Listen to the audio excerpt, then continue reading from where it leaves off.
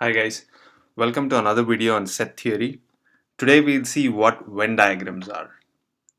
So before we start with Venn diagrams, I wanted to introduce another concept very quickly. It's called complement of a set. So let's take a look at what this means. This is important when you're dealing with Venn diagrams. So I thought I'll just introduce this concept along with Venn diagrams. So let's say you have two sets A and B, just to understand, and there is a universal set called U. So in set theory terms, what I wanted to say is A belongs to U and B belongs to U.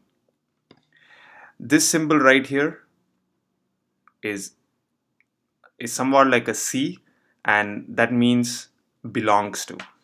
So what this basically means is that all the elements in A are in the universal set U, and all the elements in B are also in the universal set U. So, for example, what does this mean? If let's say U is equal to 1, 2, 3, 4, 5, 6, 7, 8, 9, and 10, and A is equal to 1, 2, 3, 4, and 5, and B is equal to 3, 5, 7, and 10. A complement, A complement, so that's how you write it, A and then a dash on top, like raise to, so it's just A dash is equal to all the elements in U, in the universal set, that are not a part of A. So what that basically means is you can say that you take U and take out all the terms that are in set A. So basically you see that there is 1, 2, 3, 4, 5, which are these here. So you take it out, and whatever you have remaining here, you list it as A complement. So that's 6, 7, 8, 9, and 10. Similarly, if you do B complement,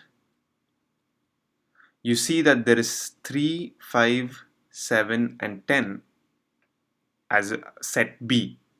So you take those out. That means no 3, no 5, no 7, and no 10. So you're just left with 1, 2, 4, 6, 8, and 9. That's it. So basically what you're doing is you take your set elements, let's say in this case B, which are 3, 5, 7, and 10, and you take those out of the universal set U. And that's why you're left with 1, 2, 4, 6, 8, and 9. That's about it. So now let's see the concept of Venn diagrams using the same example.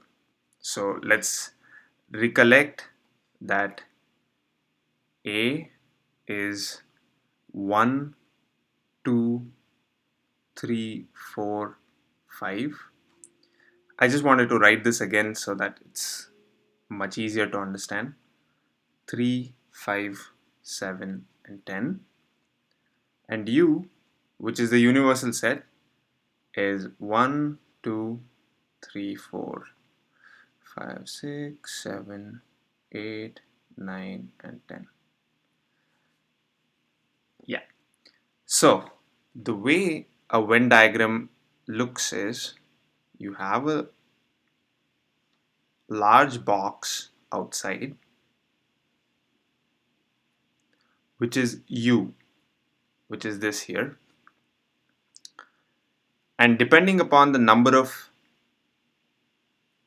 sets you have. So I have right now two sets. So one circle and two. Right? So this is A and this is B. So what this means is this part right here where it merges, that part, that is the intersection of both these sets. If you don't know what these terms mean, you can go back to my previous video. I will leave the link to this in the description below, so you guys can check that video out also. So this section right here is nothing but the intersection. And this whole thing here, A combined with B, this whole thing is the union of A and B. So what that would mean is this right here is the union of A and B. So now let's see how to write this. So first let's fill in the intersection part, which is nothing but the common elements to both these sets, which is, as you can see, 3, 3, 5 and 5. So 3 and 5. So that goes in the intersection. Now the rest of the elements you just listed this way: 1, 2, 4, and for B you have 3, 5, 7 and 10. So the way you would read it now is, if you wanted the elements of A, just read the whole thing here.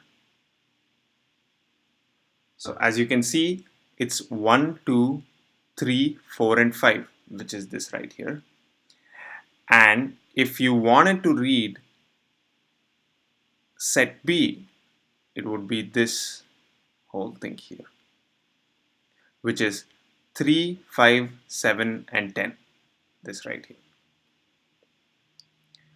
So what about the remaining elements, that are not in A and B but are in the universal set U? So what are these elements? Right now we have 1, 2, 3, 4, 5. So we have these covered, 3, 4, 5. And then here you have 7 and 10, 7 and 10. So you still have 6, 8 and 9 remaining. So you just list it anywhere here as 6, 8 and 9. So as you can see, the universal set U contains all of the elements. The whole thing here comes under U. Whereas just A and B, as I've shown already, are individual circles. Now let's see, if you had, let's say, 3 sets, how we would write the Venn diagram. It's pretty similar. Let me take an easy example with alphabets. So let's say A is equal to A, B, C, D. B is equal to B, C, E, F, and C is equal to C, E, F, and G. So how would we write the Venn diagram for this? So to start off with, let's have a big box.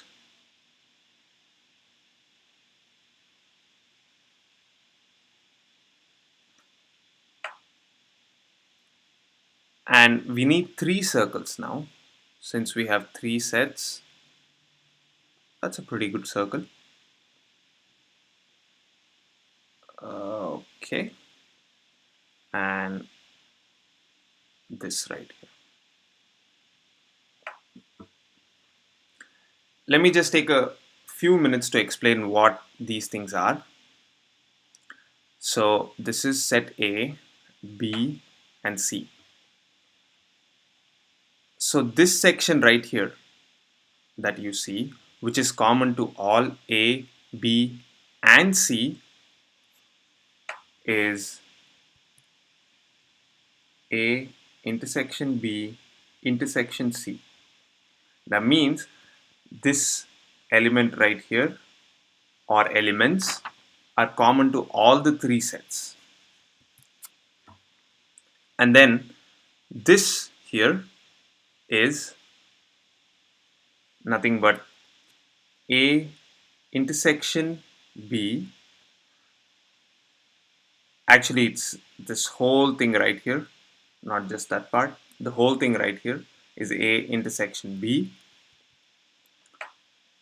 Let's see what that is next. And this section here is common to both B and C, which is nothing but B intersection C.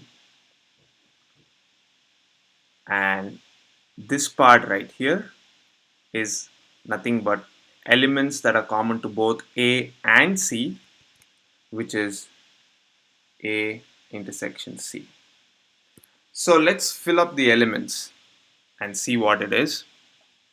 First of all, I want to fill this because it's something that's common to all the three sets. Let's see what it is.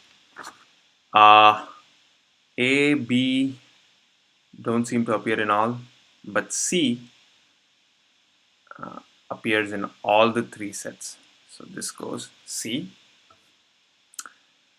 So A intersection B intersection C is nothing but element C. Next, so this is done. Next, I want to do A intersection B, which is elements common to both A and B. So C, we already have it. Looks like B is the other one. So let me list B here. So B comma C. Okay, next I want to do B intersection C and fill it right here. So B intersection C has C, E, F, all common, as you can see, C, E, F. C is already written, so C, E, F. C, E, F. Let's next do A intersection C, which is these two right here. Looks like the only thing that's common is C, which we have already filled out. So C. Now what do you do with the rest of the elements? We just fill up the individual Venn diagram. So A has A and B. B has, looks like everything is filled up, B, C, E, F, yes. And for C, there is G remaining. So how would you read this?